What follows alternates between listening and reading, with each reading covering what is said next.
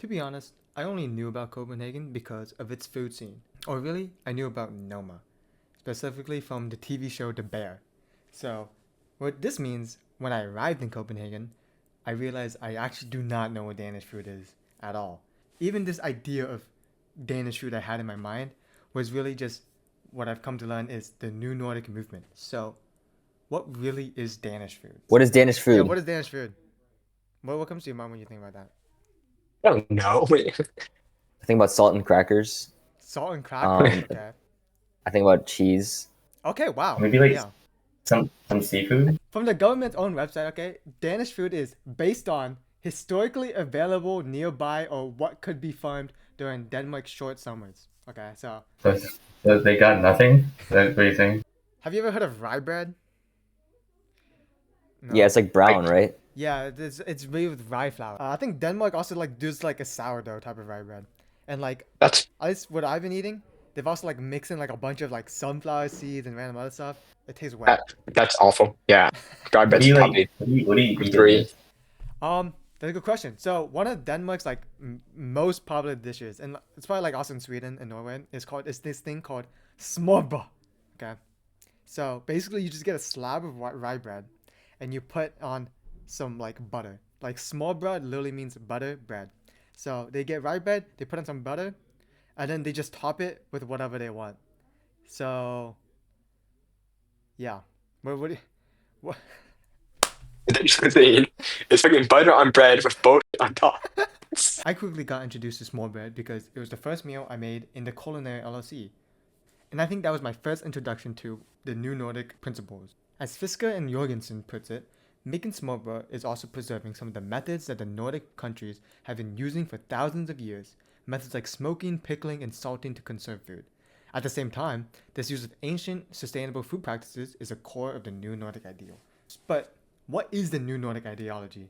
Well, good thing there's a whole manifesto for that. In the like past like 20 years or so, there's been this thing called like the new Nordic movement. It like came together to lay out the principles of how the new Nordic food, like the direction Scandinavian and Nordic food should go in. I'll read the first principle, okay? The first, express the purity, freshness, simplicity, and ethics associated with the region. Okay, so simplicity, butter bread. That sounds pretty simple. Wow, I love eating butter bread. Oh wow, butter bread doesn't rely on child labor. Number two, reflect the changes of the seasons in the meal we make. What? Okay. Okay, so they only eat ice cubes during the winter. Yeah? It's more cheaper to get stuff that's in season. Everywhere Yeah. else, like No, you actually, go to. principle three, to base a cooking on ingredients and produce whose characteristics are particularly in our climates, landscapes, and waters. Just do again. Was that? Huh? It's the I time think is it was just just like a place. very wordy way to say only use ingredients you can find in like Denmark's regional land borders. Same Denmark too. It just seems like an economic This is thing. Yeah, it's even cheaper to get stuff in the area. patriotic That makes nationalist. Yeah, Danish No, I food think because it's stuff in the area. okay, but I think Kyle's like actually kind of getting into like some of like the patriotic themes of this. Principle five, okay? Okay. To promote Nordic products in the variety of Nordic producers, and to spread the word about the underlying cultures. My hypothesis is that the new Nordic manifesto and its principles aren't like really directly followed. No one's going to the grocery store thinking about the principles in the head, but rather it just like coincidentally gets followed as people start getting more health conscious with what they're eating. And so on this, I predict that money is a big consideration. So if it's easier just going to the grocery store and just buying brands and what's there rather than like the someone's farm or local, then that's going to be prioritized. And if it follows the new Nordic principles, that's kind of just a coincidental bonus. So to investigate this, one of the things I did was interviewed my Danish visiting host family. I've been spending time with this semester, and I've ate meals with them. So first, I had to find out if my Danish family even knew about the New Nordic Manifesto. And when I did, they gave the knowledge on it a 5 out of a 10-point scale. I think it's way too fancy it's a way that we are living. Yeah. So it's more like a word or speaking concept than it's actually practice. This idea of the manifesto, do you think it actually matches how like Danes usually cook and eat? I think when you look at For example, my workplace, we have a lot of new Nordic style foods in the canteen, but also at home. I think we are cooking a lot like the new Nordic style. We have a lot of greens. We have cut down on meat the last. Yeah. We are getting a lot more food from vegetables. So I would argue one of the biggest reasons people follow the new Nordic ideology is for its perceived and, perhaps real healthiness. So, is new Nordic food healthy? And do people even care about their food being healthy? Why do you choose the more new Nordic ideas or like seasonal ingredients? A big part of it is also health. Okay. Yeah. And actually, we are now discovering that we are getting a little older than we were yesterday. So yeah, we want to be fit for our kids, and we want to make sure that we could stay healthy. Yeah. Diflitson et al. 2019 study found that when related to organic products, health is viewed in the health as purity perspective. So this means health as natural goodness, like free from impurities. And if this is how you think about health, you think organic products are healthy. But other participants, when they were prompted to discuss healthiness in general, they adopt the health as nutritional value perspective. So this means that they consider the actual nutritional values of food, stuff that also goes into making the food pyramids everyone sees. And if you view healthiness in this way, that means organic products are no healthier than just conventional products. I think this is an important distinction for new Nordic healthiness supporters because from what I gathered, it seems like Danish families care more about health as nutrition, less of the spiritual and ideology of, being natural. And that's why they turn to more greens, but not maybe necessarily considering how the food is farmed. Yeah, but we're not focused on buying local. At some points we're off, and okay. I guess to me that sounds kind of like a conflict between sustainability versus convenience. It's probably just more convenient to just buy whatever is at your local grocery store. Because money matters. Yeah. So if we go to the grocery and buy a Danish local farm chicken, compared with a conveyor belt chicken, then price is triple. Wow. But sometimes money and upholding new Nordic principles do align. But it sounded like, at least in terms of ingredients, at least you try to match seasonal ingredients. Is that what it sounds like? Yeah, we do. Yes. Okay. Because also I don't know if that's a thing in general, but in Denmark we can see the prices go up and down through the season. So the vegetables which are in season right now is cheaper than when we have to import from far away. I found a really cool experiment by Paulson et al., who took 181 obese men and women, and they split them up into two groups. One was put on a new Nordic diet, and one was put on the average Danish diet for 26 weeks. And so what I found really cool was that the new Nordic diet was designed by Noma chefs, and they gave them the ingredients and recipes to make them at home. And this means that the patients voluntarily took on the cooking process and acknowledged the ingredients, especially in the new Nordic diet, are not going to be the common ones they usually find, and that's going to take probably longer to make and prepare their meals. And, they found some great results.